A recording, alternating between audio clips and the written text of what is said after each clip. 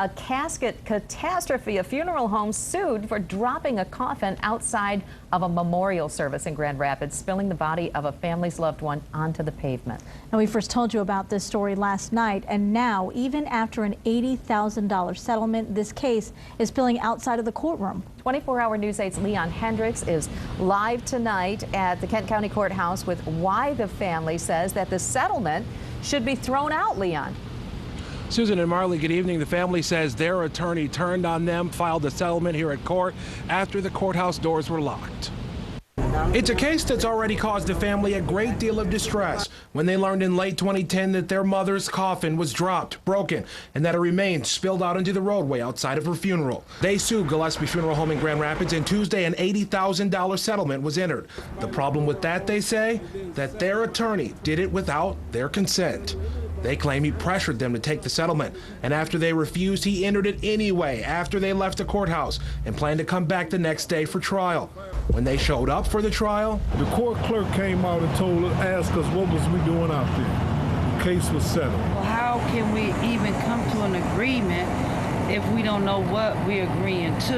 That is, I followed my ethical obligations to enter the settlement per my client's wishes on the record. 24-hour News 8 has confirmed this chain of events, that the family met at the courthouse for hours Monday, and then at 5 o'clock, closing time at the courthouse, a court clerk entered into the computer that trial would start at 8:30 the next morning.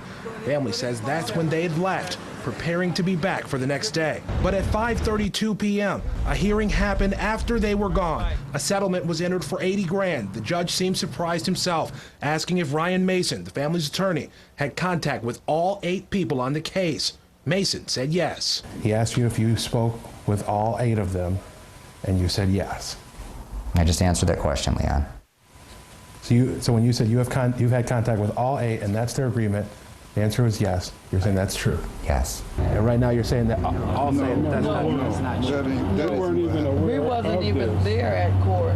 The family accuses Mason of pressuring them to take a settlement they didn't think was right, so that he could get the money that he was counting on for his own bills. I never discuss personal financial matters with clients other than what they owe me. For me, it's not about the money. It's, what they did to my mom. Mason says he thought the settlement was fair and has doubts about whether a jury would have awarded them anything at all. To sweep this under the rug the way they have from the beginning is what's more hurting than losing money.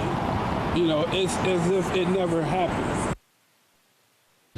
The family says they want the new trial. They'll have to petition the judge to set aside the settlement if they want that to happen.